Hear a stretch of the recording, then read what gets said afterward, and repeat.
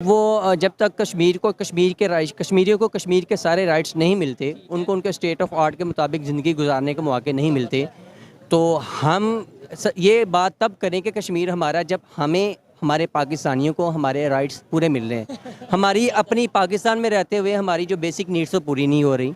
पंजाब को पंजाब के पूरे राइट्स नहीं मिलते। इवन जिस सिटी में हम गुजरांवाला में बैठे हैं, गुजरांवाला को उसके पूरे म्यूनसिपल राइट्स नहीं मिल रहे होते।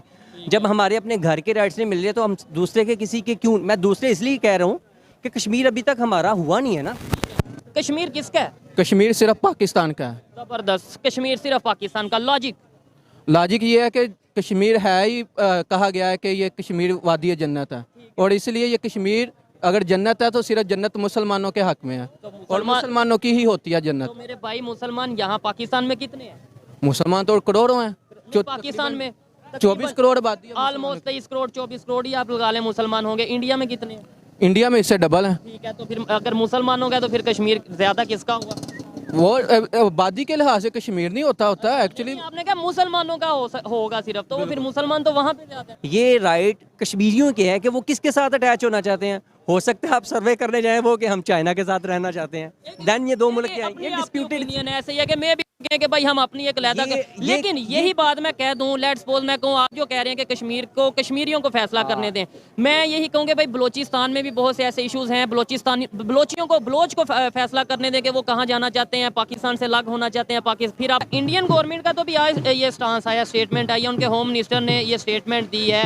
उन्होंने ये बोला है कि भाई, अमित शाह जिनका नाम है, उन्होंने ये बोला है कि भाई इंडिया साइड कश्मीर तो हुआ, साइड पे उनकी तो रिप्रेजेंटेशन भी बढ़ा रहे हैं वो अपनी असम्बलीज में। अब उन्होंने ये अल्फाज बोले हैं कि पीओके यानी कि पाकिस्तान साइड कश्मीर भी हमारा है, और हम इसके ऊपर अब मतलब इसके ऊपर अनकरीब कौन सा वो वर्क करेंगे और ये चीज़ करेंगे। वो मिलने चाहिए। आज सिचुएशन चल रही है, लेट्स सपोज वहाँ पे वोटिंग भी हो जाती है एग्जांपल के तौर पे, तो आपको लगता है कि वो कहेंगे कि हाँ हम पाकिस्तान के साथ जाना चाहते हैं? कौन? ओपिनियन है कश्मीरी। वो देखें, वो तो कश्मीरी ही बता सकते हैं। एक आपकी ओपिनियन है, आइडिया होता है, ऐसी बात ना करें। नहीं, मेरा नहीं ख्याल वो कहेंगे कि हम, वो यही कहेंगे हमें अलग एक स्टेट बना दें। लाहौर का एक इलाका है लिबर्टी मार्केट। लिबर्टी मार्केट से थोड़ा सा आप आगे जाते हैं गुरु मांगट, वहाँ से एंटर होते ही लाहौर ख़त्म हो जाता है, यहाँ लिबर्टी ख़त्म हो जाता है। ये इलाके तो इतने डेवलप हुए नहीं, तो हम डेवलप करने जा रहे हैं टूरिज़्म को, या कश्मीर को लेने की कोशिश कर रहे हैं। सबसे पहले जो पाकिस्तानियों के बेसिक राइट्स हैं वो उनको फ्राहम हो, देन हम कश्मीर की भी बात करेंगे 2024 में उसमें। और ये लोकल इलेक्शंस में क्या फर्क है कि आपको, मतलब इस वक्त लोकल इलेक्शंस जो हो रहे हैं ये किस लिए हो रहे हैं, या ये उसी का हिस्सा है जो आगे इलेक्शंस होने हैं?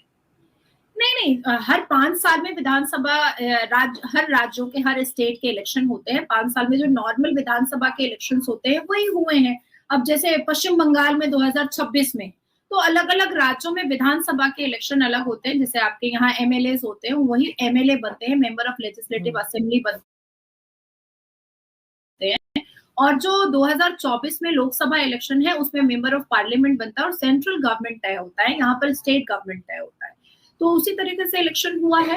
हालांकि कांग्रेस की तरफ से काफी कटाश थी, कांग्रेस की तरफ से बड़बोली काफी ज्यादा आ रही थी, और कांग्रेस ने धर्मों की राजनीति को भी बहुत ज्यादा एक्सेप्ट किया था। तो मुझे बहुत याद आ रहे थे नेहरू जी, मुझे इंदिरा गांधी जी बहुत याद आ रही थी, राजीव गांधी जी बहुत याद आ रहे थे, क्योंकि 90 के दशक में जब ये गांधी परिवार के ही लोग जब दो नारे लगाया करते थे हमेशा इलेक्शन के दौरान, चाहे वो राज्य का इलेक्शन हो, किसी स्टेट का इलेक्शन हो, या फिर सेंट्रल पूरे भारत का इलेक्शन हो, तो दो नारे गांधी परिवार की तरफ से बहुत ज्यादा आए। इंडिया तस्लीम ही नहीं करता कि पाकिस्तान अलहदा मुल्क है। वो यही समझता है कि वो पाकिस्तान उनसे छीना गया है, और वो हर वक्त पाकिस्तान को तबाह करने के लिए प्लानिंग कर रहा होता है। आपको इंडिया कैसा लगता है? मुझे भी नहीं अच्छा लगता इंडिया। क्या वजह? बस ये बुतों की पूजा करते हैं, अल्लाह की। वो तो उनका मजहब है ना, हम मजहब की बुनियाद पर किसी को जज तो नहीं ना कर सकते। नहीं अच्छा लगता वो। कोई और रीज़न अच्छा ना लगने की वजह? नहीं, और कोई नहीं रीज़न। अच्छा, किसने बताया, ये किसने सिखाया कि इंडिया वाले जो है बुतों की पूजा करते हैं और उन्हें अच्छा नहीं समझना चाहिए? ये मामा पापा ने। क्लास में क्या पढ़ाया जाता है, इंडिया के बारे में क्या सिखाया जाता है? यही कि ये जो इंडिया है ये हम इनसे नहीं बोल सकते। अच्छा। इनका मज़हब कोई और है, हमारा मज़हब कोई और है। गंदा मुल्क है। गंदा मुल्क है? क्यों गंदा मुल्क है, क्या किया इंडिया ने ऐसा? वो हमारा दुश्मन है। इतने छोटे से दिमाग में किसने डाल दिया इंडिया हमारा दुश्मन मुल्क है? बताया? मम्मा ने बताया। मम्मा किधर है इनकी? अच्छा जी, ये इस बच्चे की मम्मा हमारे साथ मौजूद हैं। इन्होंने बताया है कि इंडिया हमारा दुश्मन मुल्क है। तो फाइनली एक बच्चे की मम्मा मिली है हमें। आओ जी, किसकी मम्मा है ये? अच्छा जी, ये दोनों छोटे छोटे बेटे इनके हैं।